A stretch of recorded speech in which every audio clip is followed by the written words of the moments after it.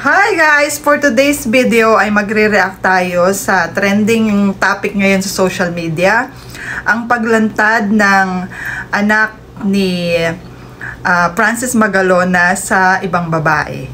So pagbukas ko nga ng Facebook ko, yun kaagad ang una kong napanood. Yung upload ng isang sikat na content creator na Pinoy Pawn Star. So, magre-react lang tayo sa napanood natin. So, ang kwento niya, nagpunta siya dyan sa Pinoy Pawn Star para ibenta yung jersey ni Francis M. So, nagulat sila nung makita niya yung signature at saka yung mga I love you something dyan at saka yung pictures nilang dalawa. And then, nagulat sila nung nagkwento na inamin nung babae na naging sila nga ni Francis M. At yun nga yung damit na sinuot niya noon nung nagpunta si Francis M doon sa bahay nila, na parang naging premonition na parang yun yung last na parang magpaalam sa kanya. So, yung kwento niya, habang nagkukwento siya, alam niyo yun, na medyo na-teary-eye din ako kasi parang naramdaman ko yung hirap ng sitwasyon niya noong panahon na yan. Kasi nga ay siya ay other woman, hindi siya yung legit na wife, di ba? So, ang hirap nung mga panahon na yan. Minahal niya talaga ng sobra si Francis M. At ang pinakamahirap na part para sa kanya ay yung hindi niya mailabas kung sino siya, kung hindi niya mailabas yung anak niya dahil alam niya sa sarili niya kung saan siya lulugar. At yun yung pinakamahirap na part. So, ikinip niya yung katotohanan for 15 years. And naiintindihan ko siya na this time ay kailangan na niyang ilabas dahil para na rin sa anak niya. Dahil ang anak naman niya ay dugong Magalona, dugong Francis M, and it's about time na talagang kailangan makilala ng tao para makilala din ng lahat na ang napakagandang ang batang ito ay anak ni Francis M. At maipakita sa buong mundo, sa lahat, yung talent na iniwan ni Francis M, yung galing sa pagsayaw, sa pagkanta. So, it's about times. At saka napakagandang bata, napakagaling. Ang galing niya, nag-ano rin siya nag-sample siya ng rap. Ang galing din niyang mag-rap. At talagang, sabi nga nung mom niya, lahat ng talent ni Francis M nakuha ng bata. So, sayang yung talent. Kailangang ipakilala sa buong mundo at makilala ng mga kapatid niya ang kanilang kapatid na ito. So, palagi kong sinasabi na ang magmahal ng may asawa, ang magmahal ng may pamilya, may mga anak ay hindi magandang halimbawa, or ito ay labag sa kautusan ng Diyos. Pero ang anak na naging bunga ng kanilang kasalanan ay walang kasalanan, at eto na nga siya, lumabas siya para sa anak niya. So, siya ay nagpapakananay lang ngayon. So, naiintindihan ko siya sa part na yan. Siguro naman ay kung ano man yung naging kasalanan niya noon ay for 15 years ay napagsisihan na niya. At nagmahal lang siya. At sino ba naman tayo para hindi magbigay ng second chance sa lahat ng tao? So, natatandaan ko nung panahon na nabalita si Francis M na nagkaroon ng sakit at nakikipaglaban sa cancer. Ang pamilya niya ang nakapalibot at nakasubaybay sa kanya. Yun yung nakikita natin sa social media. Yung magandang halimbawa ng isang pamilya nagsusuportahan yung mag-asawa sa isa't isa sa panahon na yon.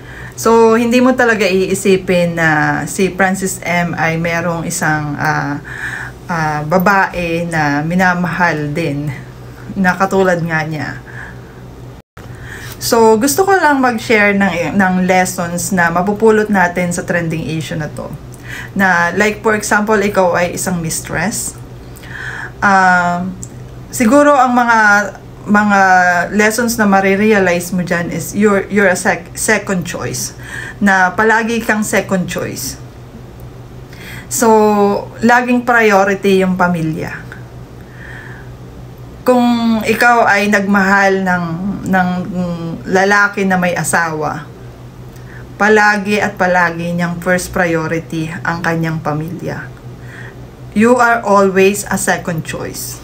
Mas pinili mo yung taong ganyan kesa yung single na pwede ka namang ipagmalaki, pwede kang i-priority.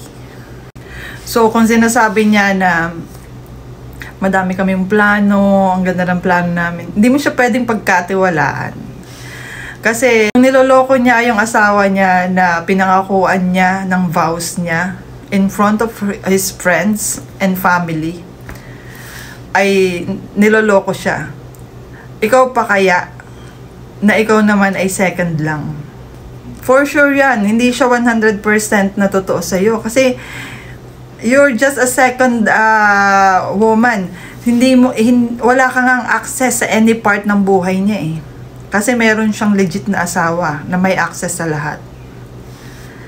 So, hindi mo siya pwedeng pagkatiwalaan. So, one of the main thing na hindi siya 100% na totoo sa'yo is yung relationship niya sa wife niya. Yung sinasabi niya lahat ng pangit about sa wife niya, tapos ikaw pinupuri niya. Pero andun pa rin siya sa wife at asawa niya. Hindi niya kayang iwan. It's because that is his family. Yun pa rin ang pamilya niya. Yun pa rin ang asawa niya at ang kanyang mga anak. So siguro 80% not true. 20% siguro yeah. That is only my opinion. Siguro naman talagang minahal ka rin niya. Kaya hindi nga siguro mabubuo yung baby na yan kung hindi kayo nagmamahalan. Siguro may mga ganun lang talagang tao na mahal kita, mahal ko rin siya. Pero kung totoo man, tapos iniwan niya yung asawa niya noon over you, hindi mo rin mapapagkatiwalaan ng mga ganyan lalaki kasi iiwan ka rin niya. Dahil ugali na niya yan. At yun nga yung sinasabi ko, yun yung pinakamasakit sa lahat. Ang maging mistress ay dirty secret ka niya. Dirty secret ka ng lalaking yan. Kasi ikinakahiya ka niya. Hindi ka niya kayang ipagmalaki. Hindi ka niya kayang ilabas sa buong mundo. Kasi kahihiyan niya yan. So, ang pagmamahal sa may asawa ay talagang never na may magandang may dulot sa buhay mo.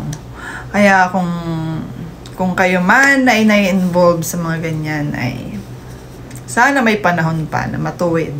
At yun lang, ang masasabi ko lang, good luck do sa daughter na lumantad ngayon.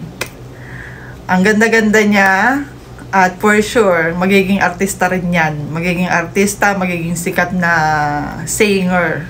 Dahil kitang-kita naman na talagang may dugong Francis M. So good luck sa'yo.